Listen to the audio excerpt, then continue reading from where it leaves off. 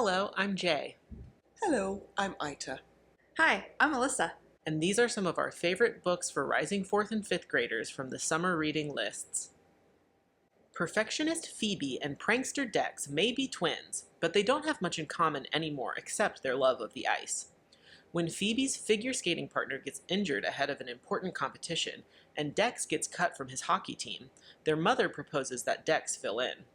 Phoebe will get to compete, and Dex might improve his skating enough to get back on the team.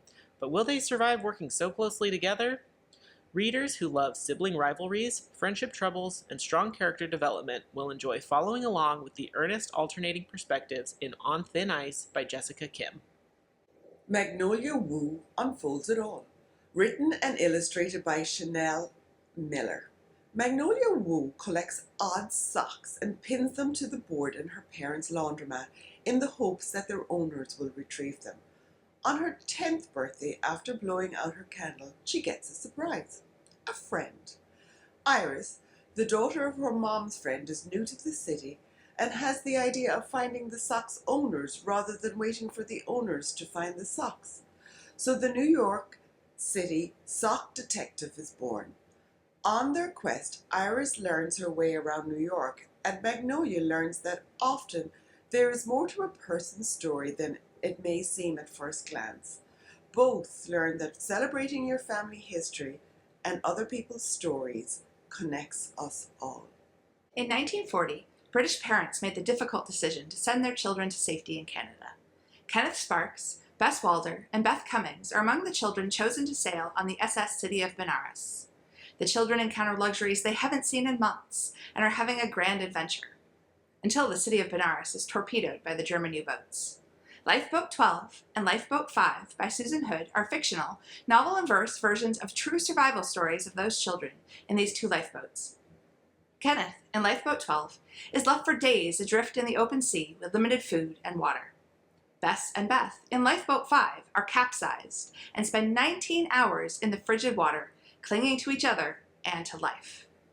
If you want to read more of the true story of the sinking of the SS City of Benares, check out Torpedoed, the true story of the World War II sinking of the children's ship, by Deborah Heigelman.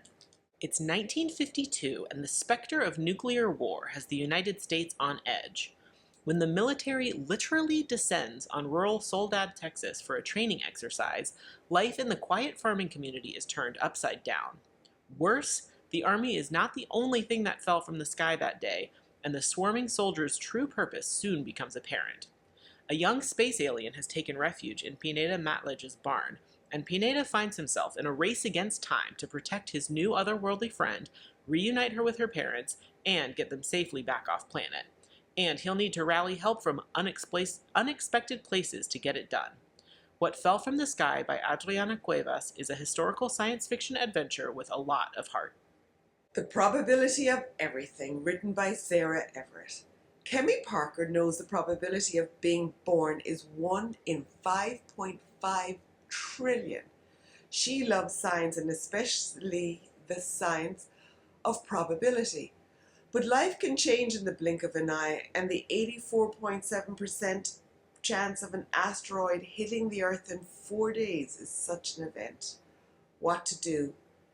Kimmy decides that creating a time capsule that captures the essence of her family is what she can do.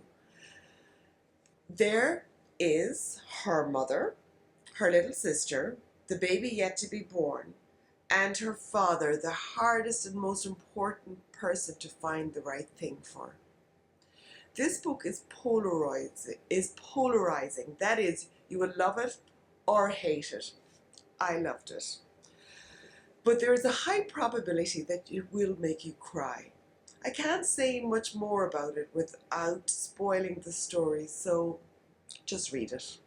Ella Durand is the first conjurer to attend the Arcanium Training Institute, a magic school in the clouds for marvelers. Being the first isn't easy.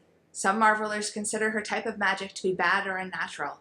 When a notorious convict known as the Ace of Anarchy escapes from prison, and conjurers are accused of helping, making people even more suspicious of Ella.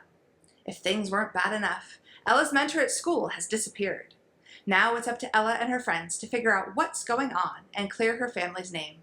With fantastical twists at every turn, Donnell Clayton has created a wonderful world with marvelers that readers won't want to leave. Perfect for fans of magic school novels who want a more diverse world with their fantasy. If you're interested in animals, illnesses, or alliteration, and you like your information just a little bit icky, you'll enjoy Sick, The Twists and Turns Behind Animal Germs by Heather L. Montgomery. The book will introduce burgeoning biologists to 8 different animals and the scientists who have studied the unique adaptations that help them fight infections. Some of what we've learned from the animals has even helped us better understand human health. Lonely Planets, America's National Parks, written by Alexa Ward and illustrated by Mike Lowry. The National Park Service oversees 423 sites, including national monuments, battlefields, scenic trails, historical, the Minuteman in Lexington, for example, and seashore, Cape Cod, sites. There are 63 sites that are designated as national parks. In this book, each of the parks are described in word and photo with listings of things to do and to see. Perhaps your family is one that plans to visit all of these parks. Did you know that some are not part of the contiguous United States? 8 national parks are in Alaska, 2 in Hawaii, 1 in the US Virgin Islands in the Caribbean, and even 1 in the South Seas and American Samoa. Perhaps visiting all of the national parks will be one of your ambitions. Samuel Adams and John Hancock, 2 men who could not be more different in values and interests, yet together helped light the spark of the Revolution. Most Wanted, the revolutionary partnership of John Hancock and Samuel Adams by Sarah Marsh, includes Hancock and Adams fleeing to Lexington and the infamous story of Hancock's fine salmon dinner that he left behind and sent his carriage back for later. The author's note encourages readers to consider the lens upon which we view history, to think critically, question perspective, and consider whose stories are not told, and whose are. Illustrator Fotheringham masterfully demonstrates the irony of Hancock declaring, "I will not be a slave," whilst being an enslaver himself. A fun local story included in a book that encourages readers to begin to think critically about how history is presented.